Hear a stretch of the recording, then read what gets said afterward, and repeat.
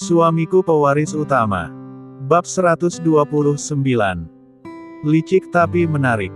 Untuk itu kalian boleh bubar. Ucap Hendy memberi perintah. Baik. Jawab mereka kembali serempak. Lalu meninggalkan tempat tersebut dengan tekad kuat. Ma, inikah negara orang yang bernama Hendy itu? Tanya seorang gadis kecil pada ibunya. Benar anakku. Inilah tempatnya. Jawab ibunya tanpa tahu ragu. Kalau begitu mana orangnya ma? Biar Clara cubit dia. Respon lucu khas anak seusianya menggemaskan. Mama juga tidak tahu di mana dia. Nanti kita tanyakan pada orang-orang sini, siapa tahu mereka kenal dengannya. Jawab Adeline apa adanya. Kalau nanti Clara bertemu dengannya, akan Clara tonjok wajah orang itu agar papa yang di sana senang. Reaksinya geram. Memangnya kau bisa anakku? Orang seperti dia, tentu sangat susah didekati. Jangankan mendekati, mencubit atau menonjok wajahnya, melihatnya saja mungkin sulit, karena kita tidak mengenali orang itu. Respon Adeline lemah. Bukankah kita bisa bertanya pada orang-orang itu ma? Kenapa mama malah lupa dengan ucapan mama barusan? Tanya Clara keheranan. Oh iya mama lupa. Jawab Adeline malu-malu. Tak lama kemudian, dia berjalan mendekati 4 pria di sudut ruangan, berniat ingin bertanya tentang Hendy padanya. Permisi tuan-tuan. Ucap Adeline cukup sopan pada mereka. Ya silakan. Jawab pria tersebut acuh tak acuh. Apakah tuan kenal dengan orang yang bernama Hendy? Tanya Adeline langsung pada intinya dengan penuh harap. Nona siapa dan untuk apa bertanya seperti itu? Ucap salah seorang dari mereka penuh selidik dan malah balik bertanya. Anak saya ingin sekali bertemu dengan orang itu. Katanya ingin berkenalan dengannya. Jawab Adeline mencoba berbohong. Maaf kami tidak kenal. Ini kota M dan tak ada orang yang bernama seperti itu. Ucap orang tadi semakin penuh selidik. Begitu ya. Tapi mungkin tuan-tuan pernah mendengar tentangnya, walau sekedar dengar saja dan tahu di mana tempat tinggalnya. Tanya Adeline penasaran. Maaf. Kami benar-benar tidak kenal dengan orang yang Anda maksudkan itu, jawab salah seorang dari 4 pria tadi enteng. Baik terima kasih. Dan maaf kalau saya telah mengganggu waktu Anda semua. Respon Adeline terlihat kecewa. Tidak masalah. Jawab orang tadi datar. Kemudian melanjutkan minum kopinya sampai tuntas. Sepeninggal wanita itu, salah seorang dari mereka berkata. Aneh. Seorang wanita asing, tiba-tiba saja datang bertanya tentang tuan besar kita. Kalau bukan bermaksud jahat apalagi. Ujarnya. Dan cukup mencurigakan. Sambung yang lainnya lagi menimpali. Kalau begitu kalian awasi perempuan itu. Aku takut dia mata-mata pihak asing. Ucap seorang ketua dalam timnya tegas. Baik. Jawab ketiganya lirih tapi tegas. Bagaimana ma? Apakah mereka kenal dengan orang yang bernama Hendy itu? Tanya Clara ingin tahu. Tidak anakku. Mereka itu terdiri dari orang-orang bodoh. Yang tahunya cuma bermalas-malasan saja. Jawab Adeline kesal. Begitu ya ma. Respon Clara polos. Jadi bagaimana caranya kita bisa bertemu dengan Hendy itu ma? Ujarnya lagi. Masih banyak waktu anakku. Karena Papa Filipemu masih banyak kegiatan di negara ini. Jawab Adeline cepat. Kalau begitu, tetap saja Clara belum bisa menghukum dan mencubitnya ma. Teriak Clara sedikit kuat. Ucapannya yang vulgar dan berterus terang tersebut, tentu saja membuat 4 orang yang duduk di sebelah meja mereka menjadi gusar, dari total 8 orang mata-mata di ruangan itu. Bagaimana tidak gusar, orang yang Clara sebut barusan, adalah tuan besar mereka. Ucapan menghukum dan mencubit itu, adalah sebuah bentuk kesalahan. Tentu saja 4 orang mata-mata tersebut menjadi keheranan sekaligus penasaran. Anak sekecil itu, sudah bisa mengucapkan kata-kata ancaman, yang notabene-nya dialamatkan pada orang yang sangat mereka hormati. Tak mau kehilangan momen berharga dari pencarian informasi yang menjadi tugas mereka. Hartanta, seorang ketua tim kecil Badan Intelijen Birawa Group memerintahkan pada anak buahnya, untuk merekam pembicaraan kedua orang itu. Dengar ya anakku. Kau tidak boleh bicara sembarangan di sini. Salah-salah kita yang akan ditangkap. Sergah Adeline khawatir. Memangnya kenapa ma? Hendy itu orang jahat. Dia yang telah membunuh Papa Tommy, orang yang paling Clara sayangi di dunia. Bantah Clara tidak mau tahu. Mama tahu tentang itu anakku. Tapi masalahnya, kita belum tahu siapa dan bagaimana rupa orang itu. Lagi pula Clara masih kecil, dan belum bisa membalas dendam padanya. Jadi saran Mama, Clara harus bersabar, dan menunggu sampai besar, serta pandai menembak. Setelah itu baru mendatangi penjahat itu untuk dihabisi. Ucap mamanya kuat, memberi pengertian pada anaknya. Tapi dia lupa, bahwa saat itu mereka sedang berada di restoran sebuah hotel bintang 5, yang tentu saja ada pelanggan lain yang juga makan di sana. Tapi ma, ucap Clara membantah.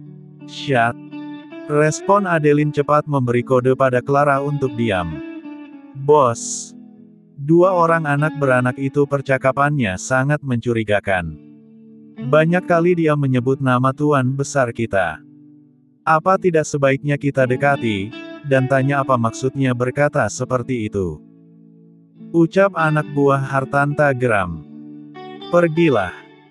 Dan tanyakan baik-baik dengan cara licikmu, sama seperti biasa itu. Jawab Tanta menyetujui. Baik bos. Jawabnya senang. Kemudian pura-pura mengambil dan menambah air minum, berupa teh susu manis, yang berada tak jauh dari tempat kedua wanita itu duduk. Setelah itu, dia pura-pura mencari tempat duduk lain, untuk menikmati minuman yang telah diambilnya tadi. Wanita tersebut tidak menyadari aksi anak buah Tanta. Dia asik menenangkan anak semata wayangnya itu dari kegusaran. Permisi Nona. Apakah saya boleh duduk di sini? Tanya Rumi, mata-mata tersebut bersikap ramah dan sopan. Oh silakan. Tapi tolong jangan panggil saya Nona. Panggil saja Nyonya Philip. Responnya juga ramah. Oh maaf kalau saya salah. Ucap Rumi menyesal. Sungguh saya tidak menduga kalau Nona sudah menikah. Dari raut wajah Nona saja saya tahu, bahwa Nona belum menikah. Tapi ternyata dugaanku itu salah. Saya benar-benar minta maaf pada Nyonya Philip, karena bersikap tidak sopan tadi. Ucap Rumi memulai taktik liciknya itu. Ah sudahlah. Saya tidak mempermasalahkannya lagi. Balas Adeline tidak enak hati. Om. Apakah Om kenal dengan orang yang bernama Hendy?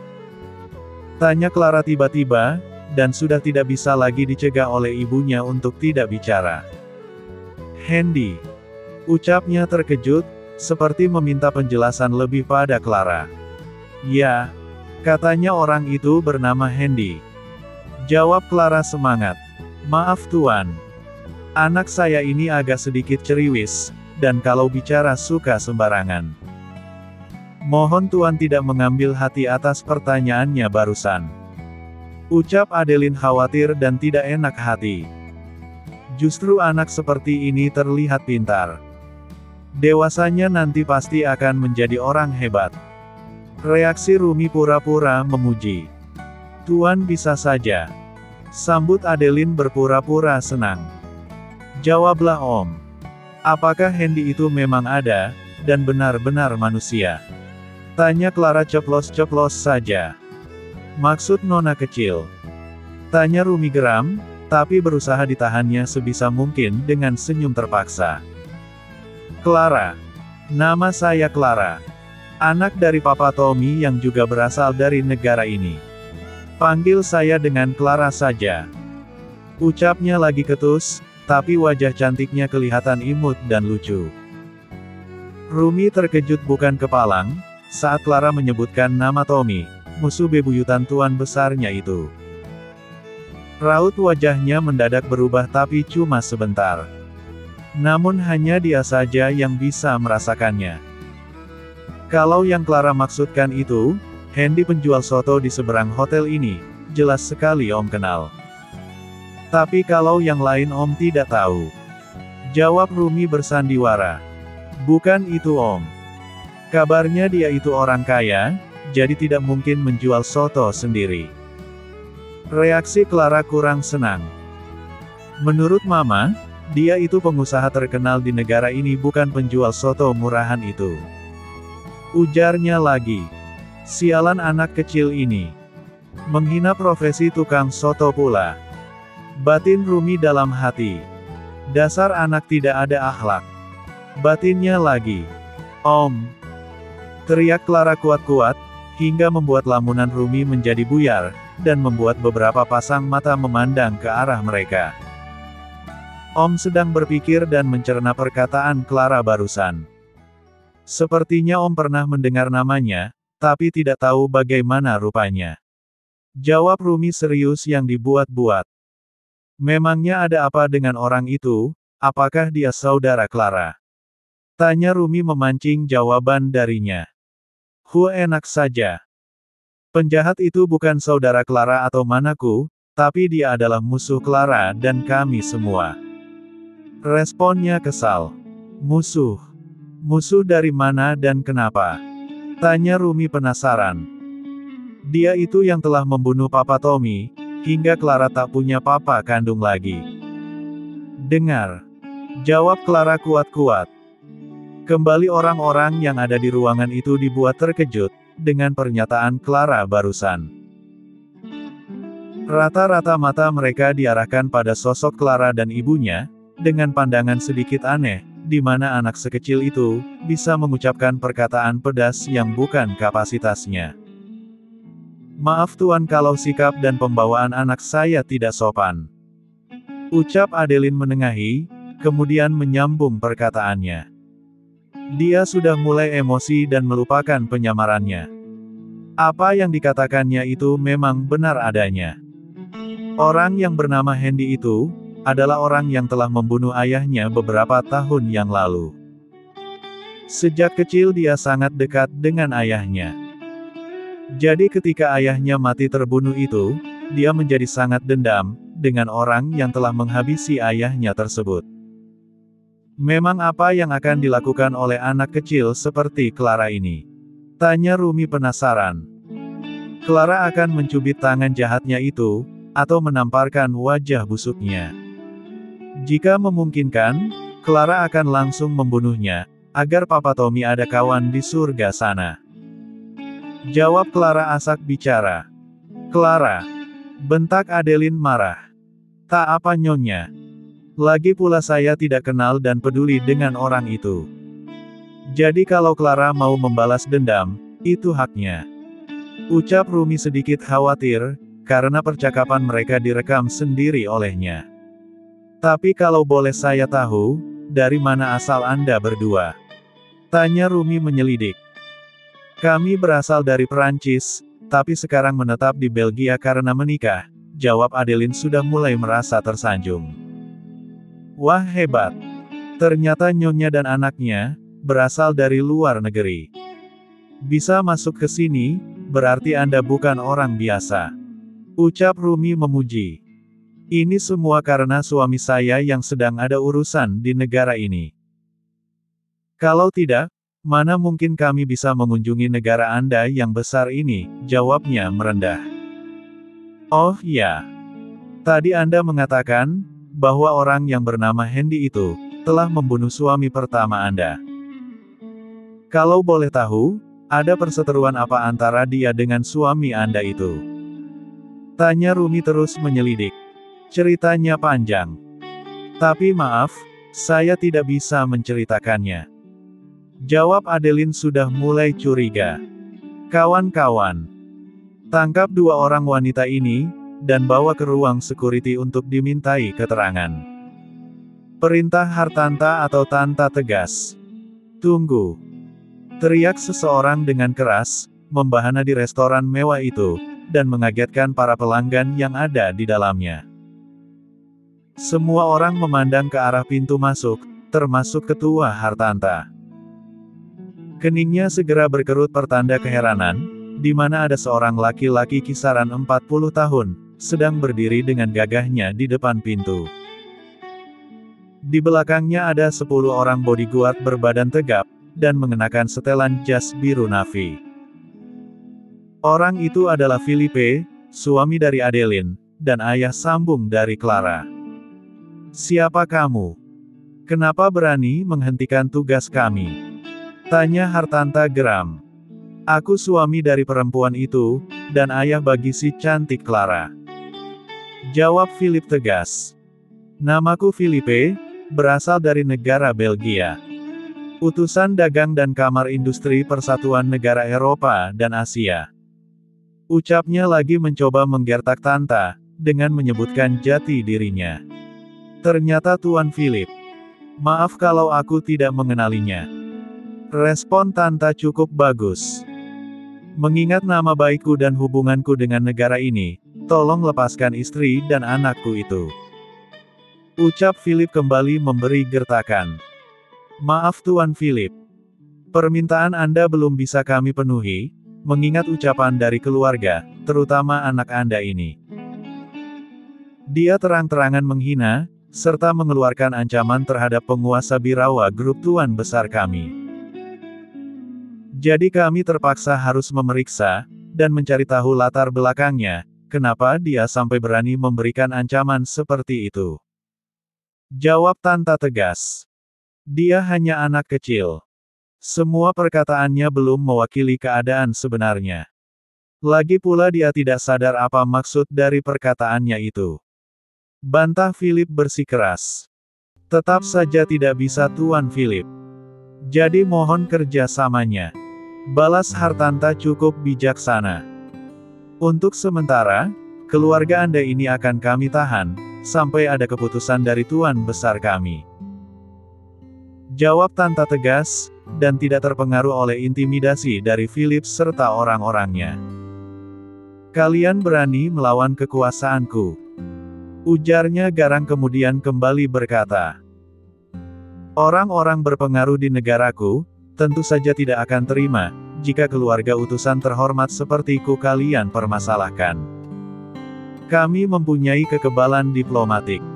Jadi kalian tidak bisa seenaknya menahan mereka. Ucap Philip memberi ancaman.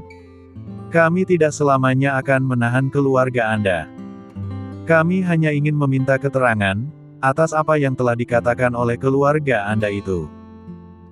Setelah informasi kami dapatkan, kami berjanji akan melepaskan anak dan istri Anda. Oh iya. Sebagai tambahan, istri Anda tadi juga ada melontarkan ancaman, hasutan, dan penguatan pada Clara ini. Jadi kami terpaksa menahan keluarga Anda untuk sementara. Ucap Tanta kembali cukup bijaksana. Bagaimana kalau kami menolaknya? Tanya Philippe mencoba membangkang. Cobalah kalau Anda berani. Jawab Tanta jumawa. Dasar tidak tahu diri. Respon Philippe geram. Tunggu apa lagi? Hadapi mereka. Setelah beres, baru kita masuk ke konsulat Belgia di kota ini. Perintah Philippe tegas pada anak buahnya. Tunggu. Sebelum kalian maju, apakah sudah dipikirkan masak-masak, apa resikonya jika berani melawan kami? Tanya-tanya memberi peringatan. Tidak perlu berpikir lagi. Menghadapi orang lemah seperti kalian, cuma membutuhkan waktu 1 detik sudah habis semua. Jawab Philippe enteng. Benarkah? Reaksi Tanta penasaran. Jangan pedulikan ocehan mereka. Pukul dan habisi, tapi jangan sampai mati. Perintah tegas Philippe pada anak buahnya. Hiyat. Teriak dua orang di antara mereka memulai serangannya. Tanta hanya tersenyum saja, melihat langkah pembuka anak buah Filipe yang sumbang, ketika hendak menyerangnya. Melihat gerakan lambat dan sumbang lawannya, Tanta tidak melakukan persiapan apa-apa. Dan seperti menunggu untuk dilumpuhkan. Tapi tiba-tiba, kaki kanan Tanta bergerak sangat cepat, mengarah ke paha kiri lawannya. Bukan hanya itu saja, tinju kanannya melayang, dan menabrak dada penyerangnya secara telak, dan berhasil membuat lawannya roboh ke lantai restoran. Bagaimana bisa? Ahli karate ban hitam, dirobohkan dalam satu serangan, ucap Filipe keheranan. Siapa orang yang sedang kami provokasi ini? Batin Filipe dalam hati. Buk, buk. 3 orang bertumbangan lagi menimpa meja kecil yang ada di belakangnya.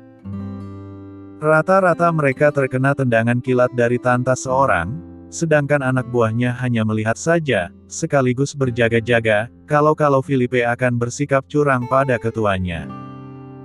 Hebat juga kau pengawal. 4 bodyguard kuatku, bisa kau robohkan dengan satu serangan. Tapi bodyguardku yang ini, tidak akan mudah kau robohkan. Cobalah kalau kau penasaran. Benarkah? Atau jangan-jangan, hanya bodyguard kacang sayur yang kau bawa ini? Respon Tanta meremehkan. Kretek. Kretek. Bunyi jari-jari dikendurkan dan diluruskan oleh bodyguard itu. Syat. Tanpa aba-aba lagi, bodyguard kelima yang disodorkan oleh Filipe, melancarkan serangan kuatnya ke arah tubuh Tanta, tapi dengan mudah dihindarinya. Malah tendangan lurus Tanta telak mengenai dada bodyguard tersebut, hingga membuatnya mundur 1 langkah ke belakang. Brengsek. Amarahnya meluap, kemudian kembali melancarkan serangan cepatnya ke arah Tanta. Buk, blak. Tinju dan tendangan saling beradu, mencoba mengalahkan dan menjatuhkan satu sama lain. Alot juga kau pengawal. Baru kali ada orang yang bisa menghadapi seranganku. Kau sepertinya bukan pengawal kacangan. Ucap Edward, pengawal kelima itu memuji kekuatan Tanta. Ini belum seberapa kawan. Masih banyak teknik yang belum aku keluarkan. Ini masih level rendah dari yang kami pelajari selama ini. Jika kau bisa menghindari level rendah ketigaku dari 7 level yang ada, maka aku akan mengakuimu sebagai orang kuat yang pernah aku hadapi. Sekarang majulah. Dan rasakan teknik ketiga dari jurus tinju godamku. Ucap Tanta memberi tantangan. Boleh juga nyalimu. Respon Edward geli. Hiat. Teriaknya memulai serangan wus. Bak. Bam. Belum sempat melancarkan serangan terakhirnya, tubuh Edward tiba-tiba terpelanting jauh, dan menabrak rekannya yang masih segar hingga jatuh. Dasar tidak berguna. Melawan 1 orang saja kalian tidak mampu, apalagi melawan 8 orang ini. Benar-benar pecundang busuk. Percuma aku bayar mahal kalian, kalau belum apa-apa, sudah kalah dengan orang Asia lemah ini. Ucap Filipe marah. Plak. Ak. Teriak Filipe kesakitan, ketika entah kapan tiba-tiba mulutnya ditampar dengan kuat oleh seseorang yang tidak diketahui siapa pelakunya. Hahaha. Beraninya kau meremehkan orang Asia. Apa kau tidak sadar sedang berhadapan dengan kekuatan besar dan tersembunyi di sini? Ucap dan tawa Tanta geli. Kurang ajar. Beraninya cuma bermain curang. Kalau berani keluarlah dan hadapi aku. Teriaknya lantang. Wus. Tiba-tiba saja seorang ninja muncul di depan Filipe, hingga membuatnya jatuh terduduk di lantai. Siapa kau? Tanya Filipe ketakutan. Dia adalah malaikat mautmu. Jika kau masih bersikeras melindungi istri dan anakmu yang diduga bersalah ini, maka dia tidak akan segan-segan lagi menebas lehermu, ucap Tanta malah yang menjawab, mewakili ninja tersebut yang memang jarang bicara itu. Bah, baik aku tidak akan melawan lagi. Jawab Filipe pasrah. Pilihan bagus. Kalau dari tadi kau tidak menghalangi kerja kami. Mungkin istri dan anakmu sudah kami lepaskan. Ucap Tanta cukup jelas. Joy, bawa kedua orang ini ke lantai bawah, dan mintai keterangan. Jika memang bersalah, tahan selama 3 hari, sampai pihak konsulat menjemput mereka. Perintah Tanta tegas pada anak buahnya. Baik ketua. Jawab anak buahnya patuh. Kemudian membawa Adeline, Clara dan Filipe untuk dimintai keterangan. Sementara anak buahnya yang luka atau pingsan, diurus oleh kawannya sendiri, dibantu oleh petugas pengamanan hotel.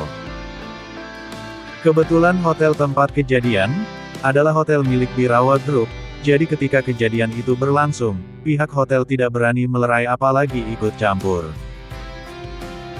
Mereka tahu, bahwa 8 orang itu adalah pengawal Birawa Group, dari salah satu tim mata-mata, yang dikirim oleh ketua Burgon untuk mengamankan hotel tersebut. Dari 8 orang itu, hanya 2 yang benar-benar intel, sedangkan sisanya adalah para pengawal elit, bahkan ketuanya adalah komandan elit tingkat menengah puncak. Jadi wajar saja, kalau bodyguard biasa tidak akan mampu mengalahkannya. 1,5 jam kemudian, Filipe, Adeline dan Clara, terlihat digiring ke ruang isolasi untuk diamankan. Hal itu dilakukan, karena Adeline dan Clara mengakui apa yang diucapkannya tadi memang benar keluar dari hatinya tanpa ada paksaan. Nona kecil, apakah kau ingin bertemu dengan Tuan Besar Hendy? Tanya Tanta menyelidik. Ya benar. Jawabnya tegas. Untuk apa kau ingin menemuinya? Tanya Tanta lagi. Aku ingin mencubit atau menonjok wajah jahatnya itu. Kenapa? Karena dia itu monster, pembunuh papa Tomiku. Apa kau mampu, sedangkan kau masih kecil? Aku hanya ingin menamparkan wajah busuknya itu saja. Nanti setelah aku besar, monster itu akan aku tembak di kepalanya. Jika perlu aku potong kepalanya itu, dan ku berikan pada anjing jalanan. Jawabnya cukup lancar. Siapa yang mengajarimu berkata seperti ini?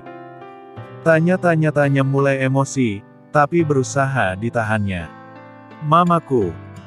Dia yang selama ini mengajariku, bahkan meminta paman-paman penggembala untuk mengajariku menembak. Jawab Clara apa adanya. Untuk apa sayang? Bukankah kau seorang wanita, apa pantas belajar menembak? Tanya Tanta penuh selidik. Kenapa tidak? Mama bilang, belajar menembak itu perlu, karena untuk membunuh penjahat Hendy. Jawabnya ketus dan tidak kenal takut. Kenapa kau ingin menembak Tuan Besar kami? Apakah kau mempunyai dendam pribadi dengannya? Tanya Tanta semakin penasaran. Tentu saja iya. Dia telah membunuh ayah kesayanganku, Tommy tanpa sebab. Jawabnya masih saja ketus. Apakah ibumu yang mengatakan ini? Tanya Tanta ingin tahu. Benar. Dialah yang telah menyampaikan berita tersebut padaku. Jawabnya cepat. Apakah kau sudah mencari tahu akan kebenaran cerita itu? Tanya Tanta lagi. Tidak perlu. Karena apa yang dikatakan oleh mamaku itu benar, dan aku mempercayainya. Jawab Clara lancar. Nyonya Philip. Apakah yang dikatakan oleh putrimu ini benar? Tanya Tanta beralih ke Adeline. Ya. Semua perkataannya itu, akulah yang mengajarinya sejak lama. Jawab Adeline tegas tanpa ragu-ragu. Apa tujuanmu Nyonya? Aku tidak terima kalau Tommy mati tanpa bisa membalas dendam. Jadi hanya karena itu, kau meracuni otak dan hati putri semata wayangmu, demi membalaskan dendam busukmu itu. Tanya Tanta geram. Itu urusanku. Yang penting dendamku bisa kesampaian melalui anakku ini. Jawabnya ketus. Tuan Philip. Anda sudah dengar sendiri, bahwa istri dan anakmu ini, memang berniat mencelakai Tuan Besar kami. Kesalahan dan pengakuan mereka, sudah bisa dijadikan bukti untuk menahannya. Jadi mohon kerjasamanya dari Anda. Kami akan menahan keluarga Anda ini, selama 3 hari. Setelah itu, mohon jemput keluargamu dengan membawa pihak konsulat negara sebagai jaminannya. Ucap Tanta tegas. Tuan Tanta, apakah tidak ada cara lain untuk menyelesaikan masalah ini? Ucap Filipe bertanya, dan mencoba menyogok mereka dengan iming-iming uang dalam jumlah banyak. Maaf Tuan Philip. Uang sebanyak apapun, tidak akan membuat kami berkhianat pada Tuan kami. Jadi mohon Anda tidak mencoba menyogok kami dengan iming-iming uang. Jawab Tanta mantap. Bukan seperti itu Tuan Tanta. Cukup. Kami sudah tahu kemana arah pembicaraan Anda. Kalau kau ingin keluargamu kami lepaskan, mohon kerjasamanya, dan jangan mempersulit kerja kami dalam masalah ini. Apakah Anda mengerti Tuan Philip? Bersambung.